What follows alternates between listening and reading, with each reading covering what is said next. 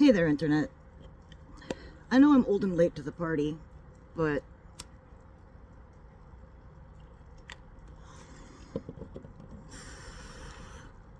if you clicked on the thumbnail, you are already aware that I'm old and late to the party.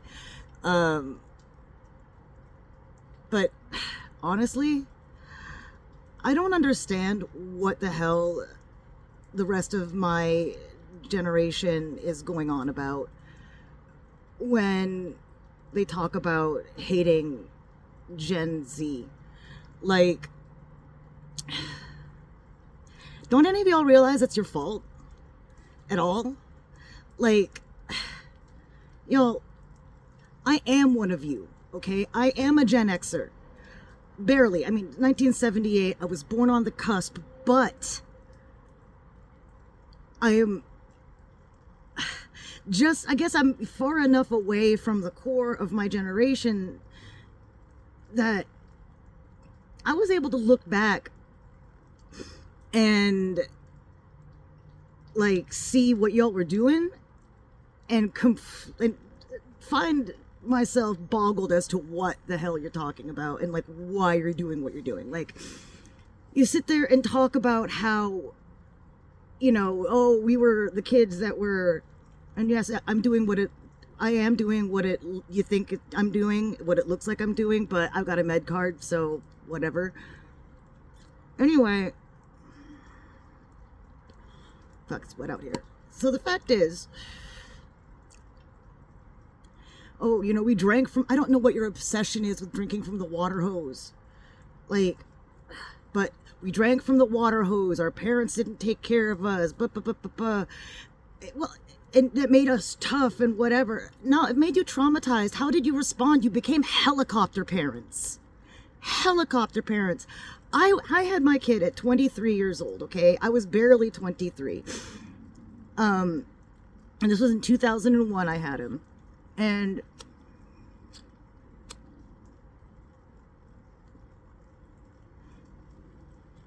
first off, I remember being in my birthing class and the woman who came to do her, like, tell her birth story, you know,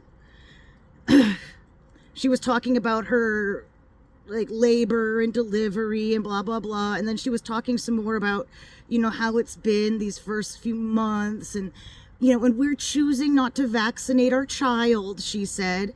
And I remember back in 2001, like, it gave me pause, you know? Like, my eldest sibling has a smallpox vaccination scar on his shoulder. A lot of people who were born in like the 1960s and earlier have one.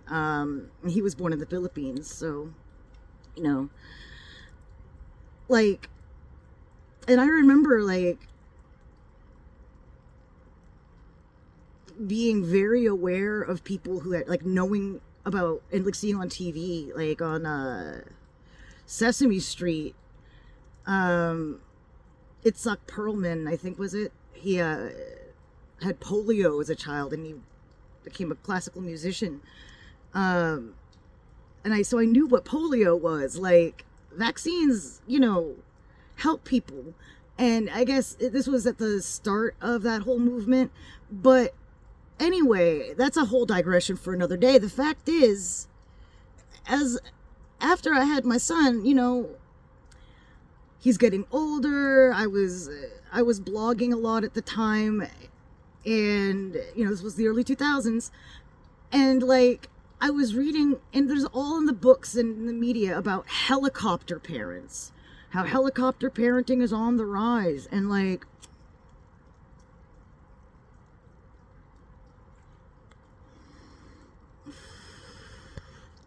these are all people, you know, of roughly my generation. Because again, I'm on the younger end of Gen X, so these are people who were like 5, 6, 7 years older than me. And they've got young kids, you know, that are a little older than mine. And they're talking about how, you know, my son's like 9 years old and I won't let him go to the mailbox. What about we roamed out all night until it was dark out, so we're built different. No, honey, you're built traumatized.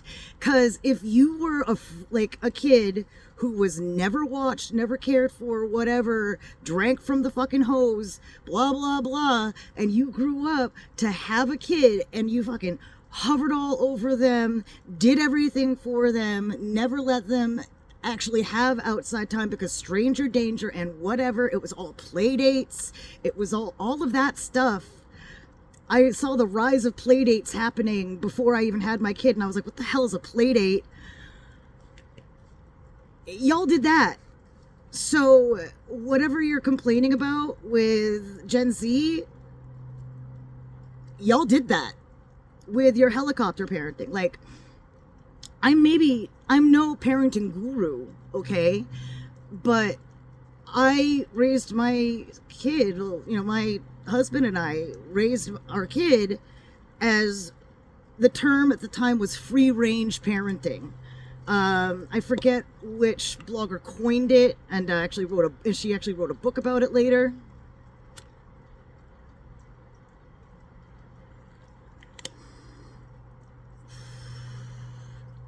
And it was one of those things where I didn't read the book and fall into the idea. It was just something I was already doing, and the name, the label worked.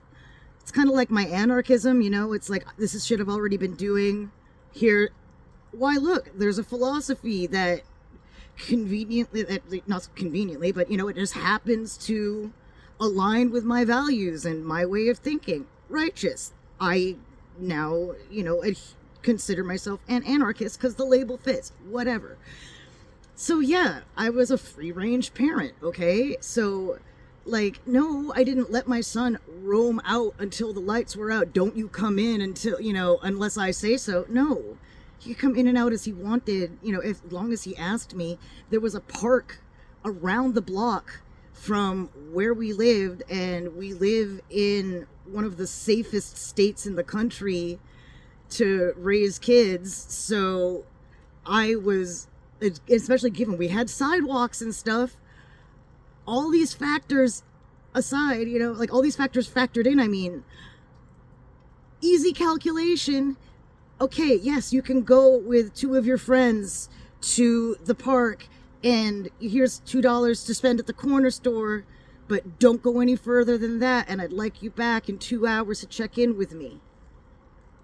Boom. He got that outside time by himself to become an independent thinker. And yes, has he had his own, as he got older, as a young teenager, did he fall into some situations that he probably shouldn't have before he was ready for them? Out on his own, when he was out with his friends or doing what? Yes, of course. As did we all. And those were important life lessons. And now he's 23, and he's very much his own person, who's someone who thinks independently and can critically think a way through a situation, and can hold in his... He's somebody that not only do I enjoy, but not only do I love him, he's my son, of course, I love him, but I enjoy spending time with him, and he enjoys spending time with me, and we talk a lot. And here's the thing, y'all. If you don't like how your kids turned out, well, that's kind of on you a lot of the time. Think about it.